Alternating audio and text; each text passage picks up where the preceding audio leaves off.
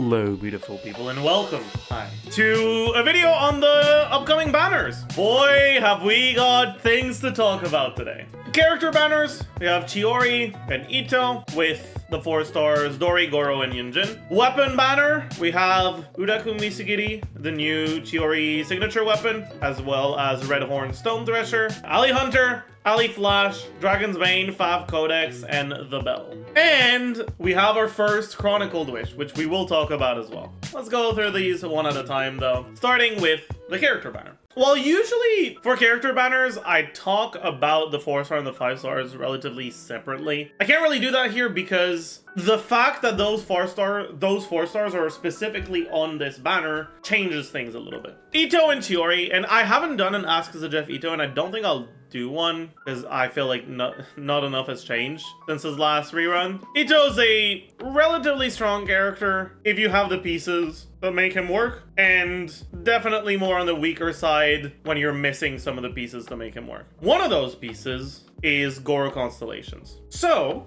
let's start with him. His C1, it decreases the cooldown of his skill, which doesn't matter because you only use his skill once per rotation, and the cooldown is already short enough that you're not gated by its cooldown for your rotation length. C2, burst duration is extended by 3 seconds, basically, in most situations. Sometimes it isn't. So, by 1 second every time you pick up a crystallize, but only up to 3 times. Now, even when you're playing a mono geo team with like 4 geo characters, there's still a decent amount of situations where some enemies will have innate auras, which will let you trigger crystallize anyways. So, this, even in the mono geo teams, can still be useful. That being said, it doesn't actually do that much because, well, the burst itself, it really doesn't do much. It's basically just the same thing as the skill. It does a little bit of damage, but it's kind of a joke. And so extending the duration of it really doesn't matter that much. Next up is C3, that is the skill talent. It's fine, right? It gives you a little bit more defense, which when you're playing Gorou, it's with defense scalers, so it's not completely useless, but it's not like that huge of an amount, so it's kind of, it's fine, it's all right. C4 gives him a little bit of healing. That being said, this healing is really small, so it's not enough to stack Fanfare with Farina. It can be enough if you're not getting hit too often, just as a little bit of a form of sustain, and that's really the main thing that it is. It's a little bit of sustain. It makes it easier to get away with teams that only have shielders as forms of defensive utility, because let's say you get hit a couple times with your shield breaks, you take some damage. The damage is permanent if you don't have a healer, whereas if you have a weak healer, you can heal it back up while you're shielded for the next rotation, which is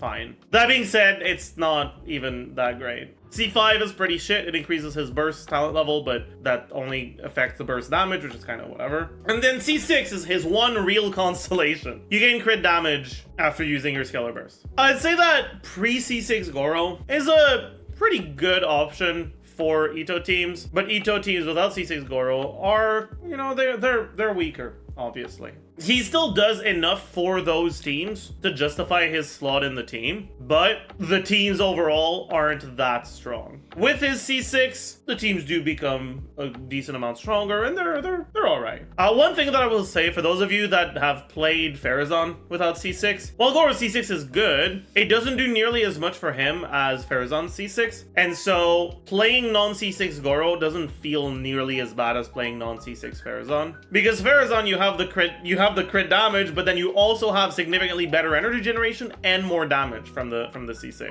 whereas this is only crit. Overall, if you really want to play a mono geo team, Gorou is pretty good, and mono geo teams are definitely what Chiori and Itto are pretty good for. Now, as I've talked about in the Chiori pre-release, which you can go watch if you haven't, Chiori can also be played in non-mono geo teams, for sure. Her synergy is obviously weaker in those teams, but she's still strong enough that it's pretty good. But if you are someone who wants to play mono geo, both of these 5 stars are, you know, going to be what you want to be going for. And Gorou is a very good 4-star to be on the banner because getting his C6 actually matters. But that's kind of the end of the pros. Now let's get into the cons. Well, okay. Let's let's talk about a more neutral, not too bad Yunjin. The main issue with Yunjin is that, unfortunately, she just isn't that great at what she does. Like, not only is what she does relatively niche, but she's also not even that great at it. Like, she is a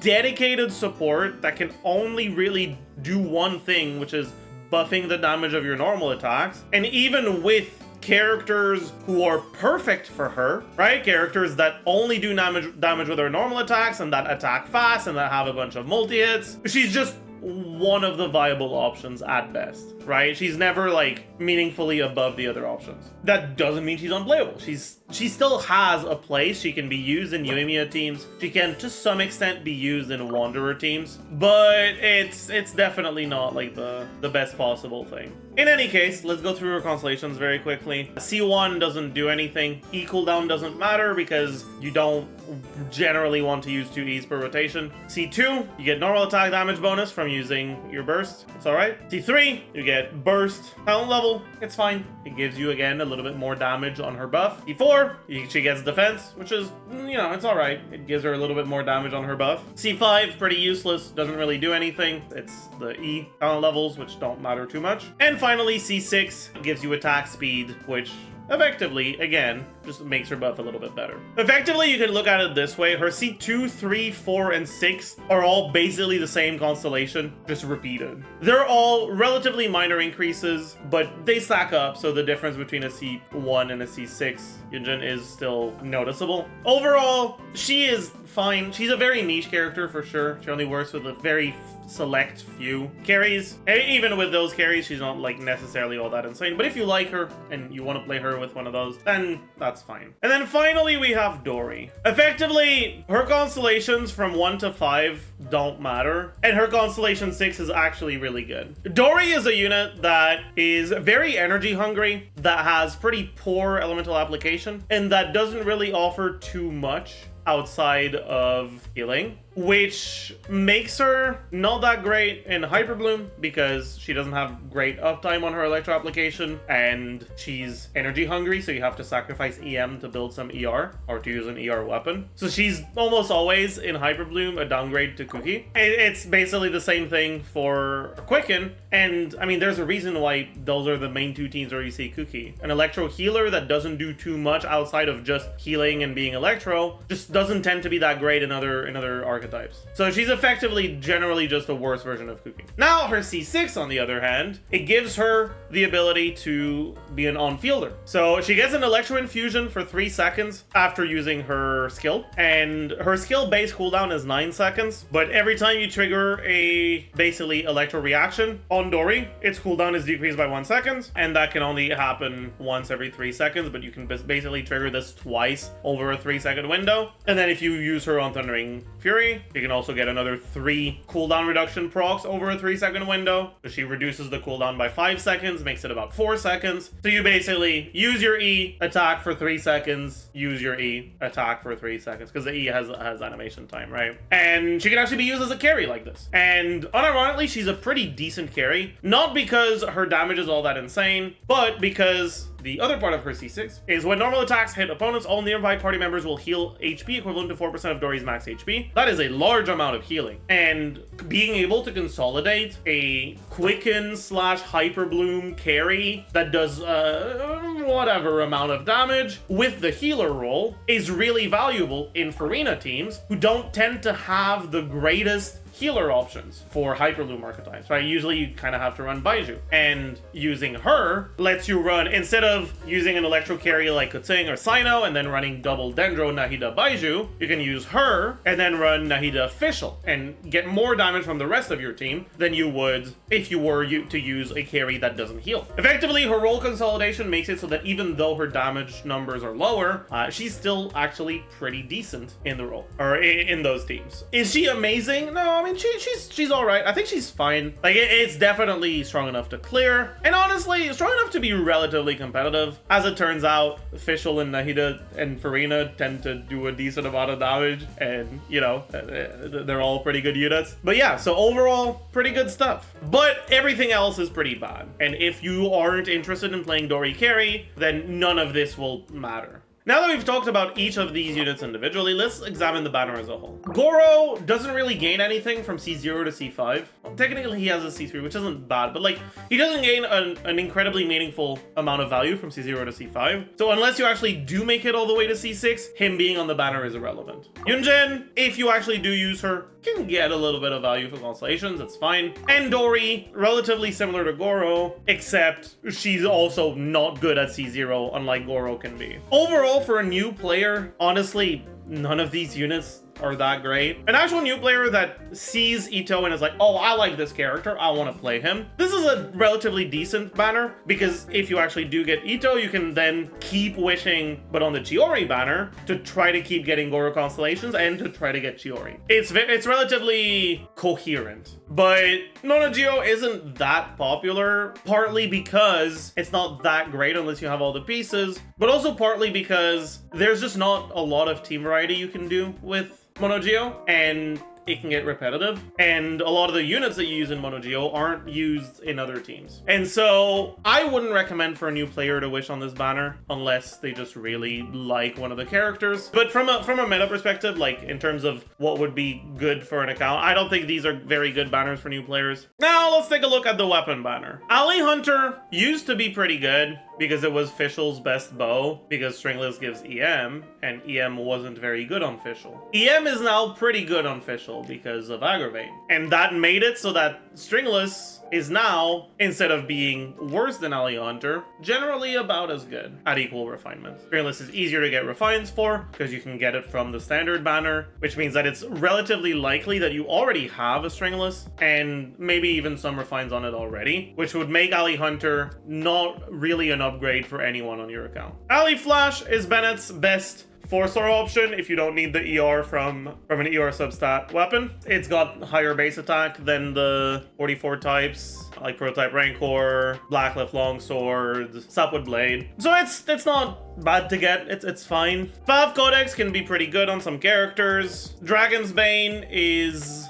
fine, but it's on every fucking banner. It's something I've talked about a few times, but it's effectively only really a Hu Tao weapon. There's other characters it's good on, but characters like Raiden, you don't even care about any of the refinements because she doesn't scale with that damage. So you don't even really want it on the banner. And then characters like Xiangling, it's good, but she has better options generally. And so most of the time, Dragon's Bane is just not that good to have on a banner compared to something like Fav Lance. And then obviously the bell fucking sucks. This is a weapon banner that looks not that bad because, oh, Ali Hunter is a pretty good weapon. Ali Flash is a pretty good weapon. Dragon's Bane is a pretty good weapon. Fav Codex is a pretty good weapon. I do think it's below average though, because Dragon's Bane and Ali Hunter are weapons that if you actually do get them, it's very likely you don't even use them. Either because you already have a Dragon's Bane for your EM stuff and refinements don't matter, or because you don't use any of the characters that use Dragon's Bane, and then because Stringless exists. Ali Flash and Fav Codex are the two best weapons on this banner, in my opinion. But again, Ali Flash, once you have one of them, you don't need more because refinements don't do anything. And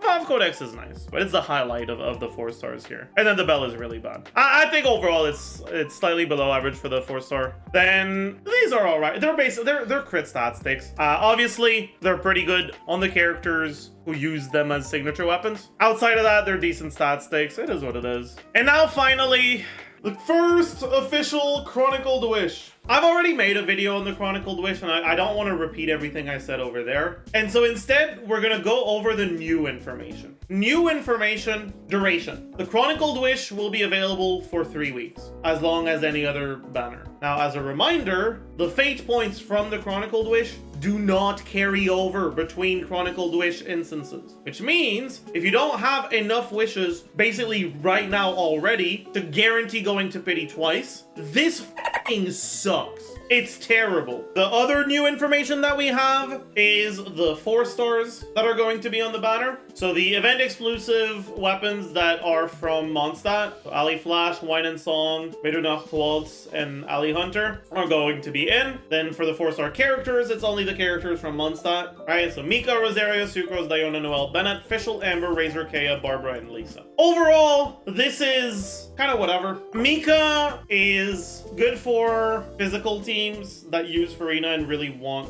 a healer that full heals the team, but he's pretty dog shit before C6. But hey, I mean, getting constellations on him maybe will feel like it matters. Rosaria is fine, got pretty decent constellations. Sucrose is great, but her constellations are not great. Diana's alright, and she can be pretty useful for an account, but her constellations aren't the greatest. Although now her C6 has a lot more value with Gumming actually introducing a melt team where you want to play Diona. I think that her constellations have gained value for sure. Noelle, she's fine. She's got constellations that are relevant to her. Bennett, obviously great, but doesn't have the best constellations. Fischl, pretty good, has great constellations. Amber, not very good, but first time that you can get Amber on a non-standard banner. Razor, and then constellations are pretty useless. Kea, same thing as Amber, obviously better than Amber, but it's the first time you can get him on a banner. Barbara, not great. And then Lisa, same thing as Amber again. Overall, I'd say that the 4-star quality for this is unironically probably below average, because you see the outliers that are really good, like it's Sucrose, Bennett, Fischl, right?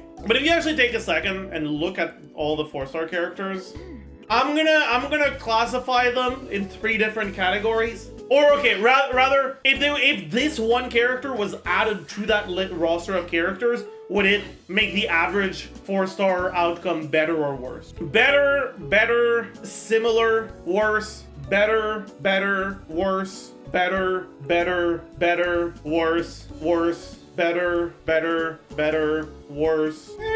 Not sure. Better, worse. Worse. Much better. And a lot of these characters would actually make the banner better, right? More than there are characters that would make the banner worse. I think that, I mean, the reality is that while the strongest 4-stars in the game are generally the ones that were out in 1.0, the shittiest 4-stars in the game are also generally the ones that were out in 1.0. And there were more shitty 4-stars in 1.0 than there have been since 1.0. All of this to say, I think that the average 4-star quality here is definitely lower than average. And then 4-star weapons.